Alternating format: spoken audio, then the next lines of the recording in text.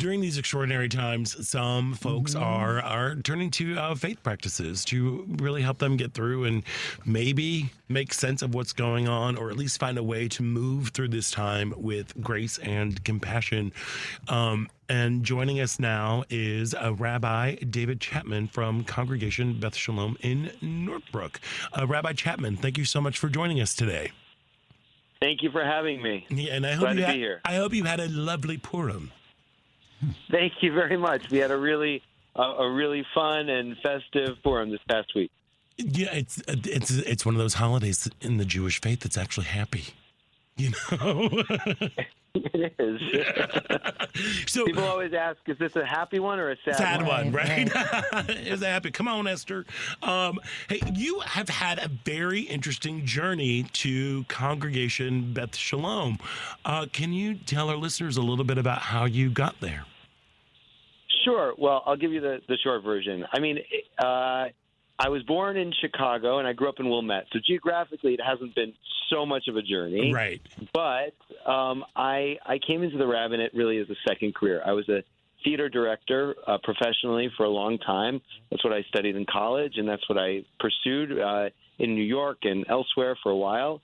And then as an adult, I really rediscovered Judaism. I got involved in an LGBTQ synagogue in New York called Congregation Beit Simchat Torah, and that really reawakened me to my love of being Jewish, and that turned into a desire to be a leader in the Jewish community. And eventually I fell into rabbinical school to become a rabbi, and since 2022, I've been back in the Chicago area serving as a rabbi here at Congregation Beth Shalom.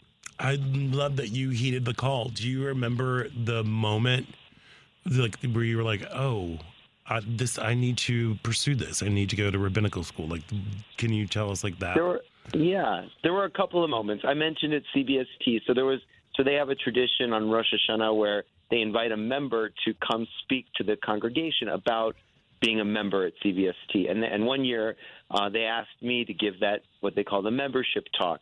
And if any of your listeners know about CBST, they have huge high holiday services at the Javits Center in New York, 3,000-4,000 people. And so I got to speak in front of this large group of people about why being a member was important to me. And I'd never done anything like that before. And it was about why being Jewish is important to me, especially as someone who's part of the LGBTQ community. And, it was so moving and it was so powerful. And that was like a kind of initial wake-up call of, wow, I really have something to say about this. And then a couple of years later, I had two friends who happened to both be men who asked me to officiate their wedding. And they didn't know I was thinking about becoming a rabbi. They just asked me as someone who they thought would do a good job. Right, yeah. And I had so much fun getting ready with them and preparing a service and just being with them in this powerful moment in their lives as they decided to become married. And that was another like indicator of, wow, what is all this saying to me, that I'm actually enjoying these experiences much more actually than I was enjoying being a professional theater director. So eventually I started to, listen to those voices and see what was next. It's great. And how do you, David, how did you learn to navigate being, both LGBTQ and a rabbi when there's, there have been some issues within Judaism, obviously, and controversies over how LGBTQ people are accepted and how they fit in. How have you managed to navigate that? Yeah, for sure. I mean, I think it's fair to say that we've come a long way since I was a kid. Mm-hmm. When I was younger, there really weren't role models, or there were very, very few role models, I guess I can say, that were openly gay or queer or lesbian or LGBTQ in general, and who were also leading kind of proud Jewish lives. There were people out there, but not many, and really not in leadership positions. And I have to be honest, by the time I decided to come really into Jewish leadership, the path had been paved by so many people that had come before me that I certainly it wasn't always easy, and I faced some challenges and some obstacles, but I stand on the shoulders of giants, of people that really made a lot of sacrifices in Judaism broadly, and specifically in the conservative movement, where I've chosen to serve, who've really done a lot of the work before me. So we still have work to do for sure, but I feel confident saying that my community and that our communities in general have really done the work and are really quite welcoming now. That's good. That's good to hear. Do you interpret Jewish text in ways that affirm both LGBTQ and traditional Jewish values? I think they're both the same. That's a good question. Don't you think? Yeah, that's a great question. I mean, let me put it this way. I mean, I think that Judaism, one of its strengths is that there's a rich history and a rich tradition of debate and interpretation and sort of ideological pluralism about many, many issues. Mm-hmm. And I think that's important. I mean, I look at Jewish texts and Jewish traditions through the lens of what we call kevod, ha-briyot, of human dignity, and that to me is a really paramount Jewish value. Mm-hmm. And I don't have a lot of space for interpretations of Judaism that I think are intolerant. Right. But the word that you said was traditional. So I have a lot of compassion for folks who grew up learning a kind of Judaism that makes it hard for them to accept someone like me. Mm-hmm. And I try with respect and with conversation and with study and with prayer and all the things we do in Jewish life to really help them understand where I'm coming from, and I try to understand where they're coming from. I think that's I think sometimes that's how change happens. Mm-hmm. Definitely. And your husband's also plays a role in Beth Shalom, correct? Or yeah, he also has been on a Jewish and professional journey in his life. So now when he and I met, we were both really working professionally in theater, and now we're both professional Jews. So he works in Jewish education and engagement, and he's written a couple of books on the subject. And he's right now he's doing a family synagogue program. Actually, not at Beth Shalom, at another synagogue in the area, but he does a lot of education and family engagement work at Beth Shalom too. Yeah, well, and I think nice. That you two being an example, of mm-hmm. And not only just like with your words, but with your deeds as well. So keep changing lives. So, but speaking of words, right? These are such crazy, extraordinary times right now that we're that we're living through, and. My sister is an Episcopal priest. She has shared, she's like, I've had some really she's having a hard time navigating this space. What is the message these days that you are sharing with Congregation Beth Shalom? I mean, how are you navigating the political and the spiritual? Yeah, you're absolutely right. I mean, it's a very challenging time, certainly since October 7th, and even more so, I would say, in the last period.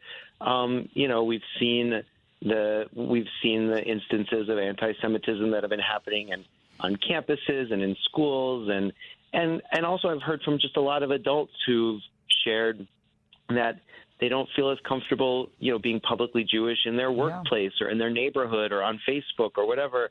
And I think that's real for people. So, one of the messages that I share, and that I think specifically as a congregation we're trying to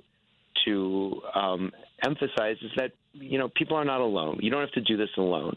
If there was ever a need for community, we have an expression of Rabbi Hillel in Pirkei Avot that says, "Al tifrosh min hatzibur." Do not separate yourself from the community. If there was ever a time that we need community, we need to be around each other, we need to give our kids and our adults really positive experience of being Jewish, that it's an enrichment in your life, it's a blessing, it's not just a burden, it's a gift, and we really want to create spaces where people can experience that. The holiday you mentioned before, the holiday we just celebrated, Purim, it is a happy holiday, that's true, but the story of Esther is a story of a Jewish community that was living in Shushan in Persia that was really doing well until they weren't. They were safe and protected, and then one day, the foolish king had an evil advisor, and everything turned on a dime. And all of a sudden, the Jews were endangered and persecuted. And that's an experience that a lot of us can relate to, of feeling safe, and then one day you wake up and you don't feel safe anymore. And the reason it's a happy holiday, I suppose, is because by the end of the story, things have turned on a dime again, and suddenly the Jews are victorious and protected, and we celebrate the bravery of Esther in that moment, and Mordecai, and and God's presence as well. Although it's a little bit hidden in the Purim story, but it's a reminder that things can become good again, and that's something that we hope for and pray for. So I really try to give people hope, a sense of hope, a sense of strength, a sense of community, a sense of positive identification, and a sense that, the richness of our tradition can be a source of strength and support, especially in these times. Yeah, I'm still stuck on the king and foolish advisor. It's a timely message. I wonder who that could be, too. Timely message, for sure. There we go.